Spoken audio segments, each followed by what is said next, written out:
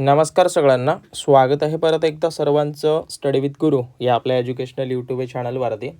तर DMER DHS त्याच्या व्यतिरिक्त महाराष्ट्रातली कुठलीही महानगरपालिका असो, तर या सर्व विभागामध्ये तुम्ही जर स्टाफ नर्स या पदासाठी तयारी वगैरे करत असाल तर तुमच्यासाठी परीक्षेला जे जे उपयोगी ठरणारे प्रश्न आहेत ते आपण या ठिकाणी पाहत आहोत. सो आजचा हा एक महामॅरेथॉन लेक्चर होणार आहे, ज्याच्यामध्ये आपण नर्सिंगचे फक्त विशेष नर्सिंगचे ऑलमोस्ट एकूण 50 प्रश्न पाहणार आहोत. आणि हे जे काही प्रश्न आहेत ते ऑलमोस्ट विचारलेले PYQ आहेत, त्याच्यासोबत एक्सपेक्टेड आहेत, जेणेकरून तुम्हाला आयडिया यावी की परीक्षेत नेमकं कशा पद्धतीचे प्रश्न येतात आणि त्या पद्धतीने तुमची स्टडी चालू आहे किंवा नाही हे तुम्हाला इथं कळून जाईल. सो व्यवस्थित सर्व काही प्रश्न पाहून घ्या. त्या अगोदर काही डाऊट असतील अवश्य मला कमेंटमध्ये विचारू शकता. पाहूयात आजच्या सरीचा पहिला प्रश्न की इथं विचारला आहे. आणि अजून एक सांगतो, खूप सारे प्रश्न तुमचे इथं आपण कवर केलेत. सो एक वेळा रिव्हिजन म्हणून सुद्धा तुम्ही पाहू शकता की 50 पैकी किती बरोबर येतात. तुमचा स्कोर प्रामाणिकपणे कमेंट करा. तर पहिला प्रश्न इथं विचारला आहे की सार्वजनिक आरोग्य विभागामध्ये प्राथमिक आरोग्य केंद्राची जी काही संकल्पना आहे ती कोणत्या समितीनं मांडलेलं आहे. तर पाहायला गेलं भोर समिती जी आहे या समितीनं या ठिकाणी ही संकल्पना वगैरे मांडलेली होती, किंवा भोर समिती जी आहे ती 1946 मध्ये वगैरे त्या ठिकाणी आलेली होती असं तुम्ही म्हणू शकता. बाकी भोर समितीला ऑलरेडी आपण सांगितलं आहे कुठलं आरोग्य, त्याच्यामध्ये ॲड करा सर्वेक्षण. ओके, आरोग्य सर्वेक्षण व विकास समिती या नावानं तिला ओळखलं जातं. आणि अजून एक सांगतो, जवळपास 2 महिने झालं संकल्प नावाची बॅच आमच्या टीमनं चालू केलेली आहे, याच्यामध्ये डेमो PDF तुम्ही ॲपवरती जाऊन पाहू शकता. एक फ्रीची टेस्ट आहे ती सुद्धा पाहून घ्या, डेमो लेक्चर आहेत ते सुद्धा पाहून घ्या. आणि तुम्हाला सांगतो एकाच बॅचमधून तुम्हाला पूर्ण सिलेक्शनपर्यंत मार्गदर्शन आमची टीम करते. दररोज लाईव्ह लेक्चर त्या ठिकाणी होतात, त्या व्यतिरिक्त थेरी टाईपचे नोट्ससुद्धा अपडेट होत आहेत. त्यामुळं वेळ न गमावता लवकरात लवकर ॲप डाउनलोड करून घ्या आणि जॉईन व्हा. ओके, परत दुसरा प्रश्न काय विचारला आहे, प्रसूतीशास्त्रात स्थानिक आणि पाठीच्या कण्यात दिला जाणारा ॲनेस्थेशिया वगैरे कुठे विचारलं आहे, पाठीमध्ये ॲज इट इज पाठीच्या कण्यात दिला जाणारा वगैरे. तर याच्यामध्ये पाहून घ्या जो काही कुठला आपण VP वेकेन नावाचं जे आहे ते त्या ठिकाणी देत असतो, जे की पाठीच्या कण्यात दिला जाणारा हा काय आहे स्थानिक ॲनेस्थेशिया वगैरे, किंवा तो मानतो किंवा तो सहसा आपण त्या ठिकाणी यूज करत असतो. ओके, आता हे काय आहे लॉंग टर्मसाठी दिलं जातं. ओके, हेही त्याच्यामध्ये ॲड करा. हे स्पेशली करून कुणाला देतात, गर्भवती महिलेला. ओके, हेही त्याच्यामध्ये ॲड करा, किंवा याला दुसरं किंवा असंही म्हणतात स्पायनल ॲनेस्थेशिया वगैरे. ओके, हेही त्याच्यामध्ये ॲड करा. बाकी पाहायला गेलं लिग्नोकेन, हे लिग्नोकेन जे आहे ते लोकल ॲनेस्थेशिया म्हणून ओळखलं जातं. बाकी फेंटानिल हे जे आहे ते एक पद्धतीनं पेन किलर, ओके, वेदनाशामक टाईपचं आहे. जर तुमच्या डोळ्यासमोर येत असेल तर तुमची चांगली स्टडी आहे असं तुम्ही समजून द्या. हा सुद्धा पेन्थिडाईन, हा सुद्धा पेन किलर टाईपचा आहे, वेदनाशामक याला तुम्ही म्हणू शकता. परत तिसरा प्रश्न काय म्हटलं आहे, रुग्णाचे लॅप्रोटॉमी झाले आहे त्याला बँडेज वापरण्याचा सल्ला दिला गेला तर कुठल्या प्रकारचं बँडेज ते वापरलं जाईल. ओके, तर ते जे आहे ते त्याला स्पेशली करून जे बँडेज वगैरे वापरलं जाईल त्याला तुम्ही म्हणू शकता ॲब्डॉमिनल बँडेज, किंवा याला आपल्या मराठी भाषेमध्ये म्हणतात उदर बँडेज. ओके, लक्षात ठेवा. आणि तुमची जी काही एक्झाम आहे, परत सांगतोय, तुमची एक्झाम मराठी आणि इंग्रजी या दोन्ही भाषेमध्ये तुम्हाला प्रश्न दिसून येतील. त्यामुळे बऱ्याच विद्यार्थ्यांचं म्हणणं असं होतं की परीक्षा नेमकं कुठल्या भाषेत होते, परीक्षा दोन्ही भाषेत होते. सो बिंदासपणे स्टडी करा. बाकी पाहायला गेलं जे आहे ते कॅपेलियन बँडेज हे स्पेशली करून कशासाठी यूज करतात, हे डोक्यासाठी यूज करतात. ओके, त्यानंतर जॉ बँडेज, जॉ म्हटलं तर काय जबडा, त्यासाठी यूज करतात.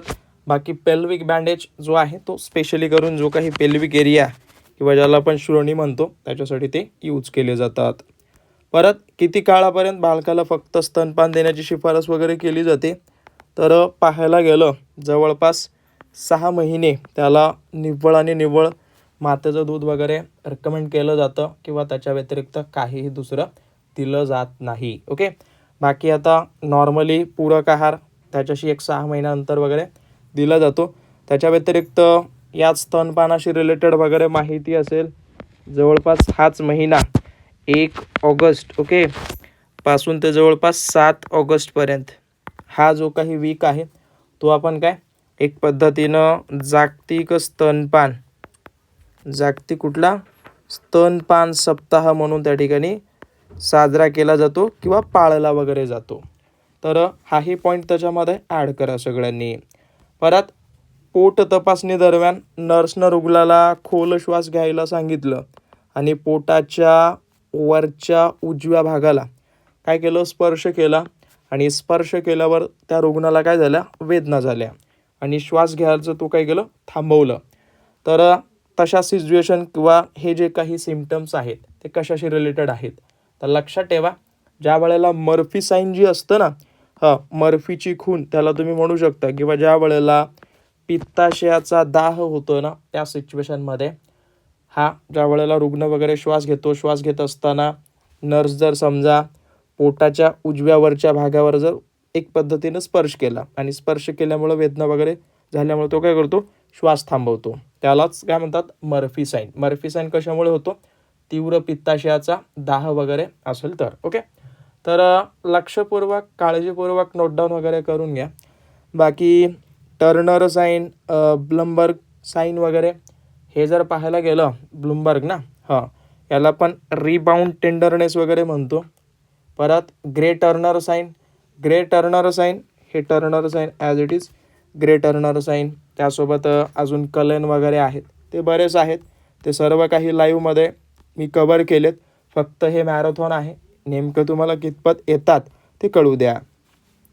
बाकी काय दिले, नर्सिंग मॅनपॉवरमध्ये प्लॅनिंगमध्ये पेशंट ॲक्युटीचा अर्थ वगैरे काय आहे, तर पेशंट ॲक्युटीचा जो काही अर्थ या ठिकाणी म्हणता येईल की रुग्णाच्या आजाराची तीव्रता आणि त्याची परावलंबित पातळी वगैरे कितपत आहे, त्याला त्या ठिकाणी काय म्हणतात, पेशंट ॲक्युटी, म्हणजेच गंभीर रुग्ण वगैरे ॲज इट इज. त्याच्यामध्ये तुम्ही ते ॲड करा.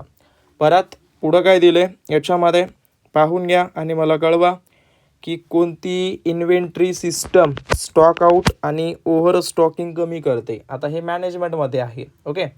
तर याच्यामध्ये तुम्ही म्हणू शकता जस्ट इन टाईम वगैरे. एक पद्धतीनं हे जे आहे याच्यामध्ये काय होतं की योग्य वेळी साठा मागवण्याची पद्धत वगैरे ही त्याच्यामध्ये ॲड त्याला करतात किंवा ते त्याच्यामध्ये वळतं. ओके. परत काय दिले, बिजांडाचं जे ओहम असतं त्याचं बाह्य पारदर्शक म्युकोप्रोटीन आवरण वगैरे कुठलं आहे, अशा पद्धतीनं दिलं आहे.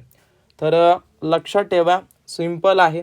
जे काही ओहम असतं त्याचं बाह्य पारदर्शक जो म्युकोप्रोटीनचं आवरण असतं त्याला तुम्ही म्हणता zona pellucida. Okay. Option number ए.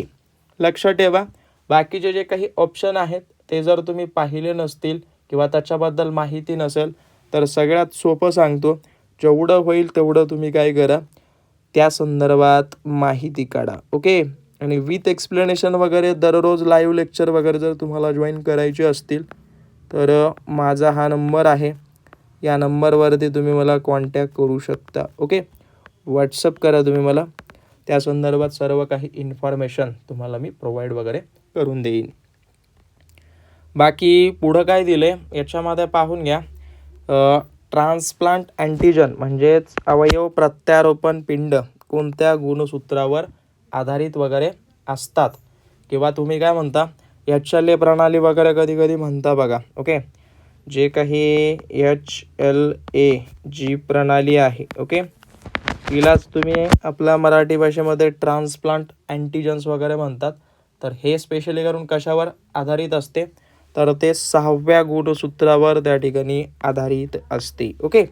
6व्या गुणसूत्रावर, ज्याला आपण मानवी किंवा human leucocytes, okay, antigens as it is त्याचं ते म्हणू शकता. आता हे अवयव प्रत्यारोपणासाठी वगैरे पाहतात. त्याच्या व्यतिरिक्त प्रतिकारशास्त्र वगैरे ते पाहिलं जातं त्याच्यामध्ये. इथं काय दिलंय, तीव्र स्वादुपिंडाचा दाह असलेल्या रुग्णामध्ये नर्सनं खालीलपैकी कशाचं निरीक्षण करणं आवश्यक आहे.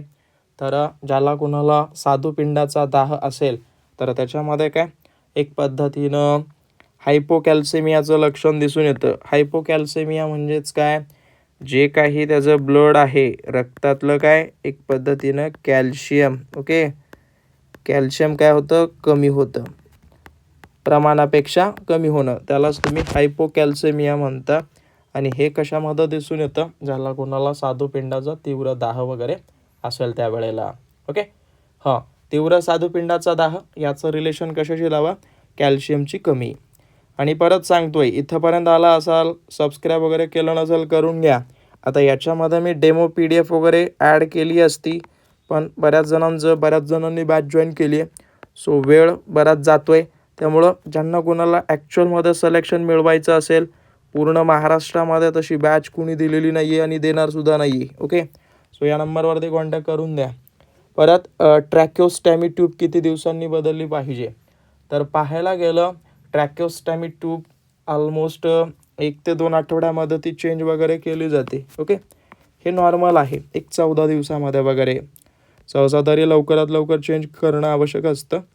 परत खालीलपैकी कोणते क्रिस्टलाइटचं एक उदाहरण वगैरे आहे, तर क्रिस्टलाइट किंवा ज्याला आपण म्हणू शकता स्फटिक द्रावण.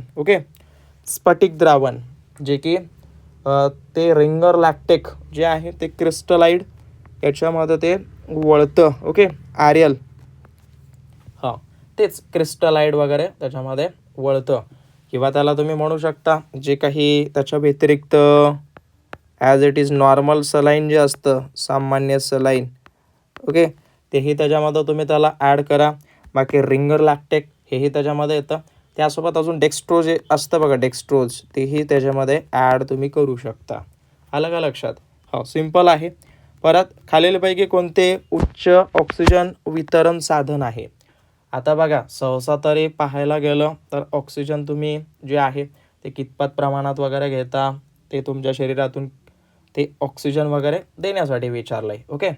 तर पाहून घ्या, सगळ्यात जास्त प्रमाणात ऑक्सिजन कशामार्फत दिलं जातं, त्याला तुम्ही म्हणू शकता नॉन वितरण मास वगैरे. उच्च ऑक्सिजन वितरण. याच्या संदर्भात काही कळत नसेल तर अवश्य मला विचारू शकता. बाकी नेझल कॅन्युला, त्यासोबत सिम्पल फेस मास्क, त्यासोबत वेंच्युरी मुखवटा वगैरे, हे सर्व काय झाले एक याच्या तुलनेमध्ये कमी प्रमाणात असतात. परत एड्सशी संबंधित सर्वात सामान्य कर्करोग वगैरे, तर एड्सशी संबंधित असलेला जो काही कर्करोग आहे त्याला तुम्ही म्हणू शकता कपोसी सार्कोमा. हा जो आहे तो एड्सशी रिलेटेड असलेला काय आहे, कर्करोग आहे असं तुम्ही म्हणू शकता. एक पद्धतीनं हा कशाशी रिलेटेड आहे, तर HIV आर्टशी रिलेटेड असलेला हा कर्करोग आहे. बाकी पाहायला गेलं तर आता याच्याशी रिलेटेड तुम्हाला हे कुठलं 1 डिसेंबर जागतिक एड्स दिन. लक्षात ठेवा, एकदम सिम्पल क्वेश्चन असतात. एवढंच की अभ्यास तुमचा जास्त झाला तर तुम्हाला सिम्पल वाटतात, अभ्यास कमी असेल तर सिम्पल प्रश्नसुद्धा हार्ड वाटतो. आणि हे सर्व प्रश्न ऑलरेडी लाईव्ह सेशनमध्ये घेतलेत, त्यासोबत यूट्यूबला ऑफलाईन व्हिडिओ वगैरे रेकॉर्डेड टाकलेत. त्याच्या व्यतिरिक्त ॲपवरती तर डेली लाईव्ह असतंच. बाकी जेव्हा एखाद्या सुजलेल्या भागावर दाब दिला जातो, दाब काढून घेतल्यावरही तिथं खळगा राहतो, त्याला काय म्हणतात, तर एक पद्धतीनं त्याला पिटिंग ओडिमा वगैरे म्हणतात. पिटिंग ओडिमा ह्याला तुम्ही ॲज इट इज त्याच्यामध्ये तुम्ही म्हणू शकता. आणि हे पिटिंग एडिमा वगैरे कशामध्ये दिसून येतात, ज्या वेळेला एक पद्धतीनं मूत्रपिंडाचा आजार होतो. मूत्रपिंड, त्याच्या व्यतिरिक्त हृदयविकार असेल, त्यासोबत शिरासंदर्भात ज्या काही रक्तप्रवाहाच्या समस्या. आणि अजून एक सांगतो, अल्ब्युमिन जरी कमी असेल तरी दिसून येतं. काय, अल्ब्युमिन. अल्ब्युमिनची कमतरता असेल तरी त्या ठिकाणी दिसतं. बाकी सिझेरियन डिलेवरी असल्यास स्तनपान कधी सुरू करावं, तर सिझेरियन डिलेवरी वगैरे झालं तर ऑलमोस्ट 1 आवरमध्ये त्या ठिकाणी चालू केलं जातं. आणि जर नॉर्मल वगैरे असेल, नॉर्मल 30 मिनटं त्याच्यापेक्षा कमी कालावधीमध्ये वगैरे करतात. परत काय दिलं आहे, झोना ग्लोमेरुलोसामधून कोणतं संप्रेरक वगैरे स्त्रवलं जातं, तर जे झोना ग्लोमेरुलोसा असतं ओके, त्याच्यामधून जवळपास काय एक पद्धतीनं अल्डेस्टेरॉन नावाचं संप्रेरक त्या ठिकाणी निर्माण वगैरे केलं जातं ओके. आता हे झोना ग्लोमेरुलोसा ओके किंवा हे मूत्रपिंड वगैरे अधिवृक्क ग्रंथीचं वगैरे आहे ते. आता बघा सिंपल तुम्हाला सांगतो, झोना ग्लोमेरुलोसा आलं त्याला आपण GFR वगैरे म्हणतो ना, तेच. आता यातलं जे GFR एवढंच लक्षात ठेवा, जे आहे ते सगळ्यात ॲज इट इज ज्याला आपण ग्लोमेरुलोसा वगैरे म्हणतो ओके, शॉर्टमध्ये लिहितो. एफचं पाहायला गेलं तर फॅसिक्युलेटा वगैरे असतं ओके, हे त्याच आउटर लेअर इनर लेअर वगैरे त्याच्याशी रिलेटेड आहेत. आणि परत आरचं जे आहे ते काय रेटिक्युलॅरिस वगैरे येतं ना, रेटिक्युलॅरिस. तर हे जे याच्यापासून GFR वगैरे बनतं आणि हेच काय बनतं अल्डेस्टेरॉन ओके. परत एफपासून ॲज इट इज कॉर्टिसोल लक्षात ठेवा संप्रेरक. आणि आरच्या बाबतीत विचारलं तर ॲड्रोजन ओके. आणि या सगळ्यांची वेगवेगळी कार्य आहेत ती व्यवस्थित पाहून घ्या. बाकी याचं एक सांगतो, अल्डेस्टेरॉनच्या बाबतीत पाहायला गेलं तर तुमच्या शरीरामध्ये सोडियमचं प्रमाण वाढवण्याचं काम करतं आणि पोटॅशियम वगैरे म्हणजे एक पद्धतीनं उत्सर्जित वगैरे करतं, ते त्याच्याशी रिलेटेड आहेत. हे अशा पद्धतीनं नॉर्मल भाषेत लक्षात ठेवा. बाकी हाडाचा जो भाग सांधा तयार करण्यास मदत करतो त्याला काय म्हणतात, तर हाडाचा जो काही भाग असतो तो सांधा तयार करण्यास मदत करतो त्याला एक पद्धतीनं आर्टिक्युलेटिंग सरफेस या नावानं त्याला ओळखलं जातं ओके. सगळे टॉप लेवलचे प्रश्न आणि हे सर्व नर्सिंगमध्ये विचारलेले PYQ आहेत. सांगण्याचं तात्पर्य एवढंच आहे की अशा टाईपचे प्रश्न जर तुम्ही परीक्षेला करून गेलात तर तुमचं 100% सिलेक्शन त्या ठिकाणी होऊ शकतं. जेवढं होईल तेवढं या पद्धतीचे प्रश्न करा ओके. बाकी पाहायला गेलं तर हेच सांध्याशी रिलेटेड, सांध्याचे वेगवेगळे प्रकार, त्यासोबत याचं जे असेल ते सर्व काही इन्फॉर्मेशन काढा. इथे एक्सप्लेनेशन दिलं असतं पण 50 प्रश्न एकाच लेक्चरमध्ये कव्हर करायचे आहेत. परत अस्थिमज्जेमध्ये तांबड्या रक्तपेशींच्या निर्मितीला संप्रेरक कुठलं असं उत्तेजित वगैरे करतं, तर लक्षात ठेवा सगळ्यात महत्त्वाचं काय विचारलं आहे, बोन मॅरो आहे ओके, बोन मॅरो. आता या बोन मॅरोमध्ये सगळ्यांना माहिती आहे RBCची निर्मिती होते, परंतु ही RBCची निर्मिती वाढवण्यासाठी कुठलं संप्रेरक मदत करतं, तर त्याला तुम्ही लिहा इरिथ्रोप्रोटीन ओके. इथं आहे का ऑप्शन नंबर 3. तर हे काय करतं त्या ठिकाणी मदत वगैरे करत असतं ओके. बाकी पाहायला गेलं तर इरिथ्रोप्रोटीन वगैरे कोण तयार करतं, किडनी ओके. हे अशा पद्धतीनं त्याचा सहसंबंध लावायला शिका. बाकी रक्ताचा जो काही अनकोनोटिक प्रेशर असतं ते कुठलं प्रोटीन वगैरे राखून ठेवतं, तर जे अल्ब्युमिन नावाचं असतं जे की आपण वर पाहिलं आहे, तर हे एक पद्धतीनं अनकोनेटिक प्रेशर वगैरे कंट्रोल करण्याचं काम करतं. बाकी ग्लोबोलिनच्या बाबतीत बोलायला गेलं तर इम्युनिटी किंवा त्याच्यामध्ये ॲड करा प्रतिकार शक्ती ओके. त्यासोबत फिब्रोनोजन हे क्लॉटिंग फॅक्टर आहे ओके, रक्त गोठविण्यासाठी मदत वगैरे करतं. हे प्रोथॉम्बिनसुद्धा एक पद्धतीनं रक्त गोठण्याच्या प्रक्रियेमध्ये सहभागी होतं.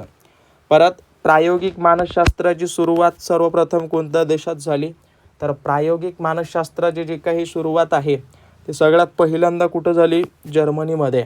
जर्मनीमध्ये पाहायला गेलं तर 1879 विल्यम उंट ओके, विल्यम उंट थोडंसं नाव लक्षात ठेवा, विल्यम उंट यांनी जे आहे ती 1879 काय केलं, सुरुवात वगैरे केलेली होती ओके.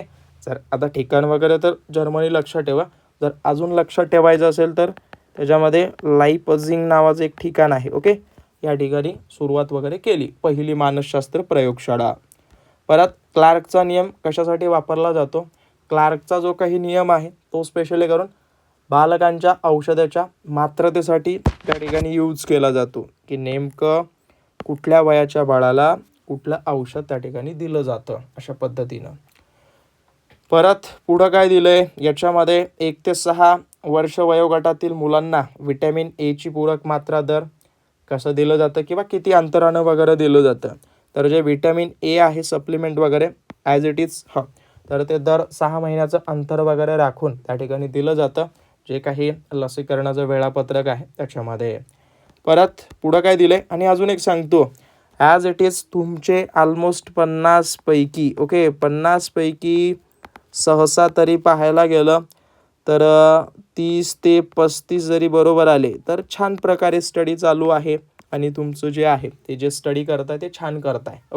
ते कंटिन्यू करा त्याच पद्धतीनं, ते तुम्हाला मी म्हणेन. अवेळी जन्मलेल्या नवजात बालकाला जन्मानंतर लगेच व्हिटॅमिन केची किती मात्रा दिली जाते. तर जो अवेळी वगैरे जन्मतो त्याला स्पेशली करून पाहायला गेलं तर कितपत मात्रा वगैरे दिली जाते अशा पद्धतीनं दिलं आहे. सो हा एक प्रश्न तुम्ही काय करा, कमेंट करून द्या. काही प्रश्न तुमच्यासाठी सोडतो, ऑलरेडी झालेत. परत लिंग गुणसूत्रांना अजून काय म्हणतात, लिंग गुणसूत्रांना एक पद्धतीनं दोन्ही नावानं ओळखलं जातं. ॲलोझोमसुद्धा म्हणतात आणि हेक्टोझोमसुद्धा म्हणतात. हे दोन्ही त्याला त्या ठिकाणी म्हटलं जातं. बाकी गुणसूत्रांच्या किती जोड्या आहेत, ऑलमोस्ट पाहायला गेलं 23 जोड्या असतात. तर 23 पैकी ज्या काही 22 जोड्या स्टार्टिंगच्या असतात त्याला ऑटोझोम्स म्हणतात. ॲटोझोम्स. आणि एक पद्धतीने जी शेवटची जोडी 23वी असती त्याला एक पद्धतीनं लिंग गुणसूत्री म्हणतात. हे कॉमन गोष्टी आहेत जे तुम्हाला माहिती नसतात. बाकी आता हे तर तुम्हाला माहिती असेल की स्त्रीमध्ये XX नावाची गुणसूत्र, पुरुषामध्ये XY असतात. पूर्ण वाढ झालेल्या गर्भाच्या नाळेचं वजन वगैरे किती असतं, तर पूर्ण वाढ झालेल्या गर्भाच्या नाळेचं वजन ऑलमोस्ट 500 ग्राम असतं. कधीही लक्षात ठेवा, 1/6 भाग म्हणजे बाळाचं वजन समजा 3000 ग्राम असेल. तर याला जर समजा तुम्ही ऑलमोस्ट 6नं डिवाइड केलं तर जे काही 500 येतं ते काय झालं, ते नाळेचं वजन वगैरे त्या ठिकाणी म्हणजे ते असतं सर्वसाधारण. परत गाऊट नावाचा आजार कोणत्या प्रथिनाच्या विघटनातील बिघाडामुळे होतो.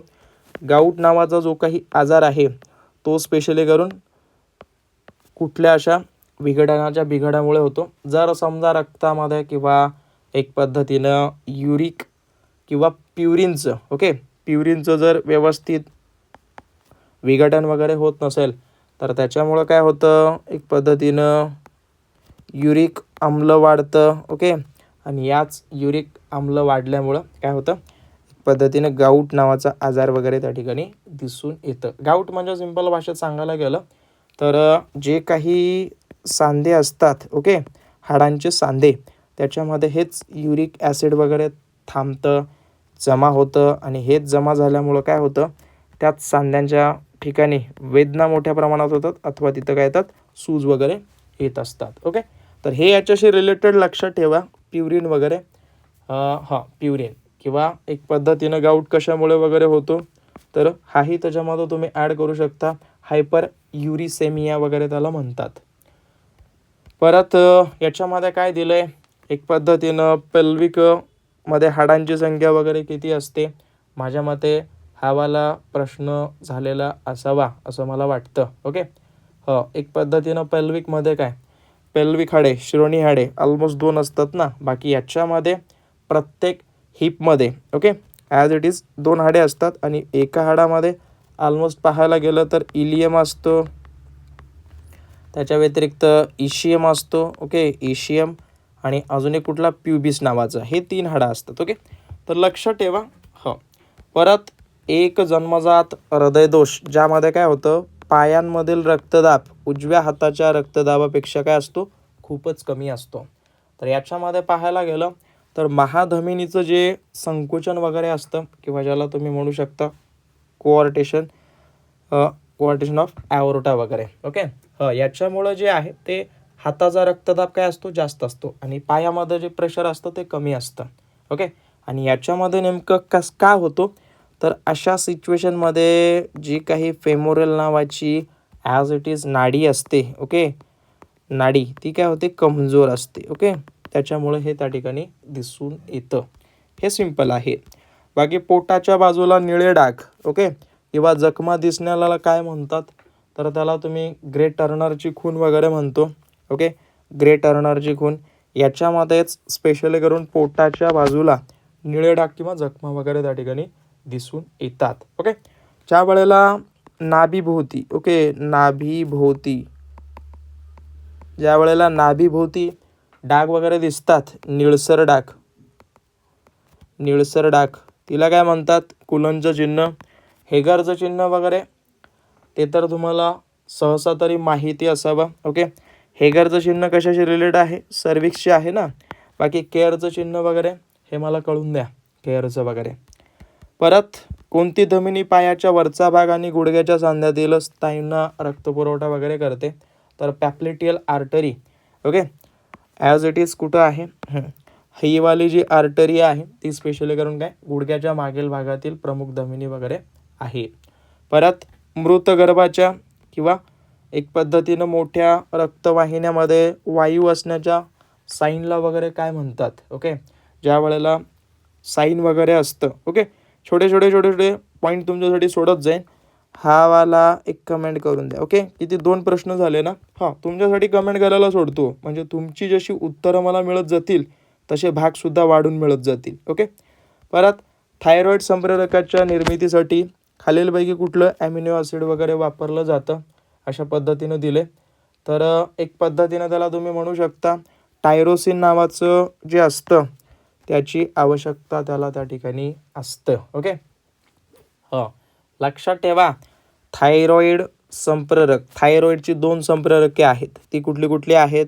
T3 T4. ओके, T3 एक आहे आणि T4 एक आहे. ओके, T3चं नाव काय आहे? T3चं नाव आहे ट्राय आयोडोथायरोनिन ना. असू द्या, ट्राया ना. तेच ट्राया आयोडोथायरोनिन ना, थायरोनिन.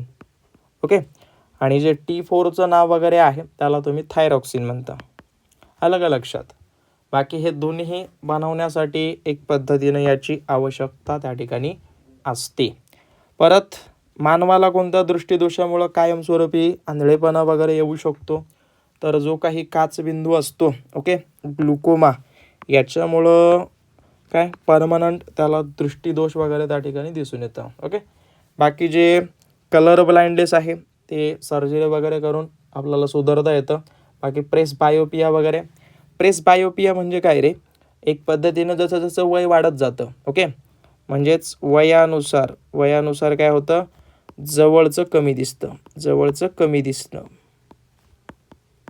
आलं का लक्षात?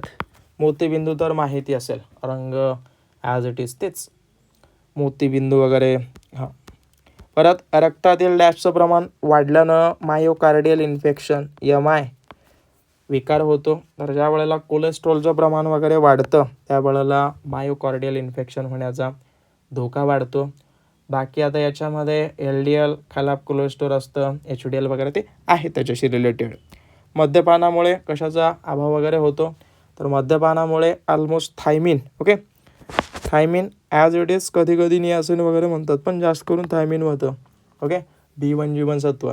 बाकी थायमिनच्या कमतरतेमुळे माहिती असेल बेरी ॲड करा. त्याच्या व्यतिरिक्त वर्निक एन्सेफॅलोपॅथी, ओके, एन्सेफॅलोपॅथी, हां, याच्यामध्ये विसर पडते ना, तेच त्यासोबत कॉर्सॉकॉफ सिंड्रोम, हे सगळं पाहिलं आहे माझ्या मते, पण असू द्या, रिव्हिजन टाईप. परत मुतखड्याचा नाश करण्यासाठी कुठली उपचार पद्धती वापरतात? तर लिथोट्रिप्सी नावाची एक उपचार पद्धती आहे, ती त्या ठिकाणी यूज केली जाते. ओके, परत काळीपुळी नावाचा हा जो काही रोग आहे तो कशापासून होतो? तर काळीपुळी हा नावाचा रोग जीवाणूपासून होणारा हा रोग आहे, ज्याला आपण तुम्ही म्हणू शकता बॅसिलस अँथ्रॅसिस वगैरे, त्याच्यामुळं होतं ना ते. हो, बाकी आता याचे वेगवेगळे प्रकार आहेत. परत अन्नातील डॅशच्या विघटनाला कुजणं असं म्हणतात. तर अन्नामध्ये जी काही प्रोटीन्स विघटन होतात त्यालाच काय म्हणतात? कुजणे किंवा कुयन त्या ठिकाणी म्हणतात, किंवा त्याला पुट्रीफॅक्शन वगैरे म्हणतात. ते आहेत सर्व काही संकल्पना. आणि अजून एक सांगतो, लाईक थोडंसं करा, सबस्क्राईब थोडंसं करा, कारण का ऑदरसारखं असं नाही आहे 10 प्रश्न सांगून 10 वेळा बॅचेसची माहिती किंवा जास्त वेळ वगैरे खात जाईल. कुठलाही व्हिडिओ तुम्ही पाहू शकता, फक्त 1 ते 2 वेळा बॅचची माहिती कळेल तुम्हाला, महत्त्वाचं आहे म्हणून सांगणं. बाकी डॅश हा घटक फुफ्सांचा आजार होण्यास कारणीभूत ठरतो. तर जे काही सल्फर डायऑक्साईड असतं ना, ते मोठ्या प्रमाणात हानिकारक मानलं जातं फुफ्सासाठी. ओके. हां, याच्यामध्ये अजून एक त्याच्यामध्ये तुम्ही हेही ॲड करा, हे नायट्रोजन डायऑक्साईड वगैरे. नायट्रोजन डायऑक्साईड, बरं, नायट्रोजन डायऑक्साईड हाही त्या ठिकाणी हानिकारक म्हणतात. त्यासोबत ओझोनसुद्धा हानिकारक असतो, कार्बन मोनॉक्साईडसुद्धा हानिकारक असतो. ते सर्व त्याच्यामध्ये श्वसन मार्गाचे त्रास वगैरे दिसून येतात. परत मेदाचं पचन करण्यासाठी कुठलं संप्रेरक मदत करतं? तर जे काही मेद असतात त्याचं पचन करण्यासाठी सगळ्यात महत्त्वाचं काय असतं? पेप्सिन. ओके. पित्त लावणे वगैरे त्याला म्हणतात. सॉरी, एक मिनटं. हां, तेच पित्तक्षार वगैरे लागतात ना. हो, असू द्या. त्याच्यामध्ये मेदाचं पचन एक पद्धतीनं पाहायला गेलं तर तेच मेदाचं इम्लीकरण वगैरे, पित्त लावणे, याच्यामध्ये तुम्ही हेही ॲड करू शकता. बरं, पेप्सिनसुद्धा येतं, ट्रिप्सिनसुद्धा येतं. पेप्सिन जे आहे ते ऑलमोस्ट प्रथिनेसाठी, आपल्याला काय विचारलं आहे, मेदांसाठी. ओके, मेदांसाठी हे आहे. बाकी पाहायला गेलं ट्रिप्सिन जे आहे ते ऑलमोस्ट कशासाठी? हे सुद्धा प्रथिनांसाठी.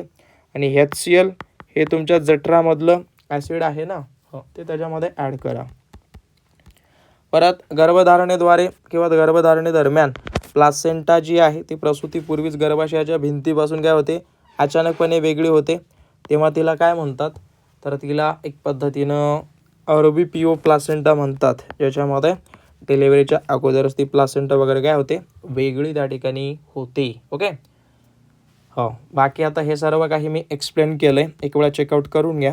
परत गर्भाशयाच्या ग्रीवेचा अक्षमता असल्यास गर्भपात रोखण्यासाठी कुठली प्रक्रिया करतात? तर तिला म्हणतात सर्कलेज. याच्यामध्ये काय केलं जातं? टाके टाकले जातात. ओके, सर्व्हिक्सच्या सभोवताली वगैरे. त्याच्यामुळं जे काही गर्भपात होणारं आहे ते काय होतं? थांबलं जातं. हो, लक्षात ठेवा, नॉर्मल आहेत, फक्त अभ्यास करा. परत जननेंद्रिय भ्रूणाच्या कोणत्या थरातून विकसित होतात? तर हे बघा, एक पद्धतीनं भ्रूण जो असतो, भ्रूण अशा टाईपनं गोल वगैरे असतो, त्याचे वेगवेगळे थर आहेत. ओके, 3 लेयर असतात. हा पहिला, हा दुसरा, हा तिसरा. आता या 3 लेयरचं जे काही भ्रूण असतं त्याच्या वेगवेगळ्या लेयरपासून वेगवेगळे अवयव त्या ठिकाणी बनत असतात. ओके, तर आपल्याला विचारलं आहे जननेंद्रिय. जे जननेंद्रिय आहेत ते स्पेशली करून काय मध्यस्तरापासून बनतात, ज्याला तुम्ही म्हणता मेसोडम. ओके, हा आतमधला, इनरचा. ओके, बाकी पाहायला गेलं सगळ्यात बाहेरचा एक्टोडम म्हणून ओळखला जातो. याच्यापासून ऑलमोस्ट पाहायला गेलं तर मज्जासंस्था म्हणा, त्यासोबत तुमची जी काही त्वचा म्हणा, नखे म्हणा, ती त्या ठिकाणी निर्माण होतात. बाकी एंडोडमच्या बाबतीत बोलायला गेलं तर हा सगळ्यात आतमधला आहे, जे की पचनसंस्था वगैरे, त्यासोबत श्वसनसंस्थेचे आतले आवरण वगैरे त्या ठिकाणी बनतात. ओके, परत डॅश वया डोक्याचा इष्टतम घेर 45 सेंटीमीटर असेल. ज्या वेळेला एखादं लहान लेकरू 12 महिन्याचं होतं, तशा सिच्युएशनमध्ये काय होतं? डोक्याचा घेर त्या ठिकाणी सर्वाधिक असतो, म्हणजेच किती? 45 सेंटीमीटर. ओके, बाकी पाहायला गेलं 6 महिन्यामध्ये ऑलमोस्ट एक 43 असतं. परत त्याच्यामध्ये जन्म ज्या वेळेला होतं ना लेकराचं, त्यावेळेला 34 ते 35 सेंटीमीटर असतं. ते त्याच्यामध्ये ॲड करा सगळ्यांनी. परत पुढं बघा, प्रसूतीनंतर गर्भाशय किती कालावधीनंतर पुन्हा पेल्विक अवयव बनतं? तर हे पाहायला गेलं साधारणपणे 2 आठवडे. ओके, 2 आठवडे. पेल्विक अवयव म्हणजेच काय? जे काही त्याला तुम्ही म्हणू शकता गर्भाशय पेल्विक अवयवात जाणे. ओके, बाकी पूर्णपणे जो कालावधी आहे तो सहसा तरी 6 आठवडे वगैरे म्हणू शकता. परत गर्भधारणेची पोस्ट मॅच्युरिटी वगैरे कधी मानली जाते? पोस्ट मॅच्युरिटी 42 आठवड्याची वगैरे मानतात डिलिव्हरीनंतर, as it is post maturity वगैरे. तेच पोस्ट मॅच्युरिटी, सॉरी, तेच डिलिव्हरीच्या अगोदर ना. Okay, done. परत आंतरराष्ट्रीय दाई दिवस वगैरे कधी साजरा करतात? 5 मेला हा आंतरराष्ट्रीय दाई दिवस दरवर्षी साजरा वगैरे केला जातो, पाळला जातो. बाकी 12 मे सगळ्यांना माहिती असू द्या, हा सगळ्यात महत्त्वाचा आंतरराष्ट्रीय परिचारिका दिन आहे. ओके, फ्लॉरेन्स नायटिंगेल यांचा जन्मदिवस. यांच्या जन्मदिवसानिमित्त हा दिवस सर्वत्र साजरा वगैरे केला जातो. 12 मे आंतरराष्ट्रीय परिचारिका दिन. 5 मे दाई दिवस. परत खालीलपैकी कोणते ऑब्स्टेटिकल फोर्सेप प्रसूतीसाठी वापरलं जाणारं चिमटा नाही विचारलंय. तर याच्यामध्ये जे आहे ते एक पद्धतीनं ब्रिंग्स चिमटं ओके हे त्या ठिकाणी यूज वगैरे करत नाहीत, त्याच्यामध्ये तुम्ही ॲड करू शकता. ओके हो.